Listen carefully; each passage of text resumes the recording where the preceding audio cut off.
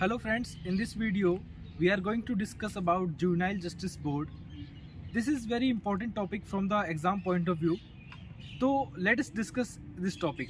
First of all अगर आपके exam में ये क्वेश्चन आता है तो आप इसकी स्टार्टिंग मेरे हिसाब से पहले एक इंट्रोडक्शन ब्रीफ में दीजिएगा कि कैसे ये एक्ट बॉर्न हुआ, क्या इस एक्ट के मेन फीचर्स हैं और क्या जुवेनाइल जस्टिस वर्क करता है.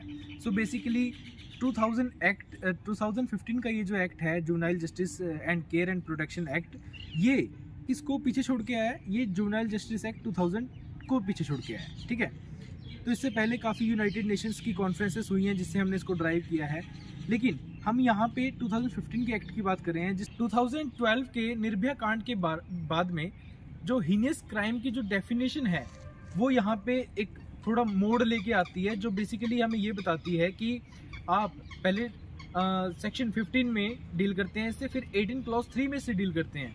सो इसको डील करते हैं, आगे बताते हैं कि कॉम्पोजिशन क्या है. सेक्शन 4 क्लॉज 2 कॉम्पोजिशन की बात करता है बेसिकली, जो बात करता है कि एक जुवेनाइल जस्टिस बोर्ड के अंदर एक जुडिशियल मजिस्ट्रेट फर्स्ट क्लास होंगे, JMIC जिसे हम कहते हैं, प्लस 2 सोशल वर्कर होंगे. लेकिन अगर ये मेट्रो सिटी है तो उसके अंदर मेट्रोपॉलिटन मजिस्ट्रेट होंगे और 2 सोशल वर्कर्स होंगे. जो जुडिशियल मजिस्ट्रेट हैं या मेट्रोपॉलिटन मजिस्ट्रेट हैं, इनकी 3 साल का इनके पास एक्सपीरियंस होना चाहिए. साथ ही साथ अगर जो 2 सोशल वर्कर हैं इनके पास 7 साल का एक्सपीरियंस होना चाहिए. सोशोलॉजी में हो सकता है, लॉ में हो सकता है, प्रोफेशनल प्रैक्टिस में हो सकता है, साइकोलॉजी में हो सकता है, एक्सेट्रा.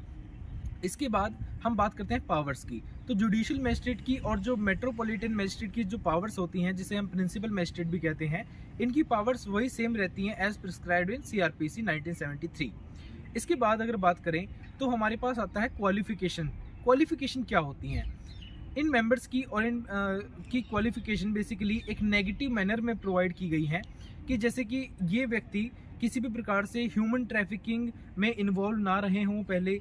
ठीक है, मॉरल टर्पिट्यूड के अंदर इनको किसी प्रकार की सज़ा ना हुई हो, और अगर सज़ा हुई थी तो वो पार्डन ना हुई हो या फिर वो रिवर्स ना हो गई हो. ठीक है, जो इसके अंदर हमें क्वालिफिकेशन बताई गई है वो ये है कि जो हमारे मेंबर हैं, रिस्पेक्टेड मेंबर हैं, वो किसी भी प्रकार से ऐसा ना हो कि किसी स्टेट गवर्नमेंट ने उनको किसी दफ्तर से निकाला हो, या फिर वो डिस्क्वालीफाई किए गए हों सेंट्रल गवर्नमेंट के दफ्तर से, या फिर किसी ऐसा ऑर्गेनाइजेशन का वो पार्ट ना रहे हों पहले जो कंट्रोल की गई हो सेंट्रल गवर्नमेंट या स्टेट गवर्नमेंट के द्वारा और उनको वहाँ से डिस्क्वालीफाई किया गया हो.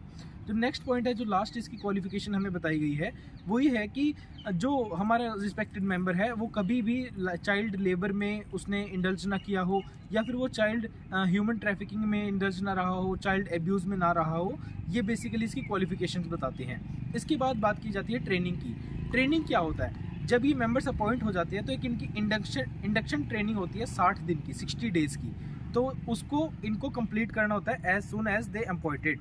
अगर बात करें तो tenure as prescribed by the provision of the laws वो वही रहता है. ठीक है, इसके बाद अगर बात करें हम कि डिस्क्वालिफिकेशंस क्या रहती हैं. डिस्क्वालिफिकेशंस बेसिकली सबसे पहले ये रहती है कि अगर कोई मेंबर अपनी पावर का मिसयूज़ करता है तो हम कह सकते हैं कि ये एक ग्राउंड हो सकता है डिस्क्वालिफिकेशन का. सेकेंड जो डिस्क्वालिफिकेशन ग्राउंड है वो ये है कि अगर कोई मेंबर 3 मंथ्स तक लगातार कोई भी मीटिंग अटेंड नहीं कर रहा है विदाउट एनी सफिशिएंट कॉज, तो उसको रिमूव किया जा सकता है. नेक्स्ट इज़ कि 1 साल में 3/4 मीटिंग उसको अटेंड करनी चाहिए थी, लेकिन उसने वो भी अटेंड नहीं की हैं, तो इसके कारण उसको डिस्क्वालीफाई किया जा सकता है.